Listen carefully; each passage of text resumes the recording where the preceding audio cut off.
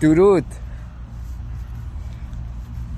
چه هوایی، با اینکه آفتاب نداره ولی روزی که از زندان نورنبرگ منتقلم کردن به دادگاه نورنبرگ، نمیدونم چقدر فاصله است، چون واقعا انقدری تو شوک بودم. فقط یه زیرزمین خیلی درازه، مثلا بخوام بگم فکر کن از اون ور آزادی از سمت ورودی چمران تا ورودی آیت الله سعیدی 1 کیلومتر، چقدر نمیدونم دقیق.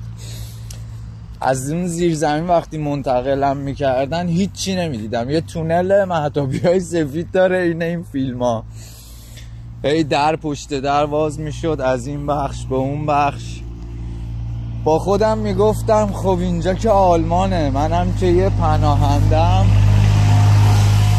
جواب ردم دارم، هیچ کی هم نیست. یعنی کسی که کلید در خونم هم داشت وسایلم رو برده بود فروخته بود، شما بگو 1 یورو برام زده بود. نه، خودم آماده کرده بودم بیگناه برم با جرمی که بهم چسبوندن 10 سال 20 سال 30 سال، خدا میدونه چی میخواد به سرم بیاد. شوک خونسای خونسا، لش هیچ حسی نداشتم. وقتی که رفتیم کسایی که برای من قرار بود پرونده سازی کنن، شاید واقعا عدالت بود، حالا بعد از 5 ماه و 21 روز بیگناه توی زندان بودن، یعنی از انفرادی بدتر. وقتی قاضی شروع کرد به صحبت کردن جرما رو گفت، بعد از اون ور کسایی که قرار بود منو بترکونن پا شدن گفتن این تو فلان تاریخ ما رفتیم تحقیق کردیم بیمارستان بوده، اینجا درست نیست. یکان من اینو شنیدم، تا قبل اون هیچی نمیشنیدم. این آقا تا به حال هیچ جریمه ای نداشته، این حرفایی که علیهش زدن درست نیست. دوباره یه چیز شنیدم تا به جایی رسید که گفتن آقا تو بیگناهی، بیا بهت روزی 15 یورو خسارت بدیم. مارنینگز، بیاید بهتون روزی 15 یورو خسارت بدیم. صبح بخیر. Where are you from? Oh, nice to meet you. خدا حافظت always. چه قشنگ. من به شوخی به این تینیجرها میگم اینا بودن مورنینگز. عرضم به خدمتتون، گفتن بیاید بهت روزی 15 یورو خسارت بدیم و برو. گفتم 5 ماه و 21 روز، روزی 22 ساعت، یه روزایی روزی 22 ساعت، یه روزایی روزی 23 ساعت، یه روزایی روزی 21 ساعت. در روم گفت توی اتاق با این توهم که خدا قراره 10 سال 20 سال 30 سال چند سال برم زندان، من اینجا هیچکیو ندارم. ولی بهم گفتم بیگناهی برو. همون روز من اومدم، قرار شد بهم کلی هم پول بدن، اما برام مهم نیست باور کنید یا نکنید. گفتم من این خسارت رو نمیخوام، نمیچسبید بهم اون پول، برام زهر بود اگر میخواستم بگیرم. نمیدونم چقدر میشد، روزی 15 یورو، 5 ماه و 21 روز.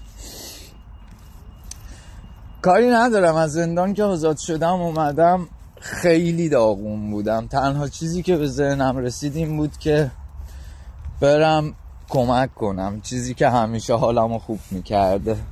آلمان مثل انگلیس نیست شما هر جا بری مترجم داشته باشن، یه نفر پیدا شه اینجا فارسی حرف بزنه و خیلی براشون مهمه که به زبان آلمانی حرف بزنی. کاری هم ندارن تو تازه 1 ماه اومدی آلمان، 1 هفته است اومدی یا 10 سال اومدی، باید آلمانی حرف بزنی یا مترجم ببری با خودت، که مترجمای رسمی هم ساعتی 20 یورو پول میگیرن، 20 یورو پول میگیرن.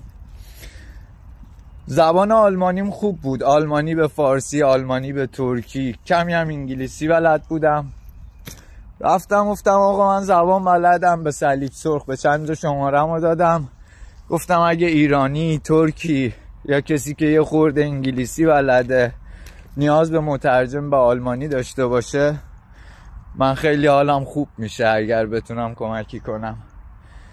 سال 2017 18 19 بیشتر با ایرانیای عزیز میرفتم، تک و توک با ترکا هم میرفتم مترجمی. یه چیزایی دیدم، یه چیزایی شنیدم که فهمیدم بلایی که سر من اومده یه جوکه.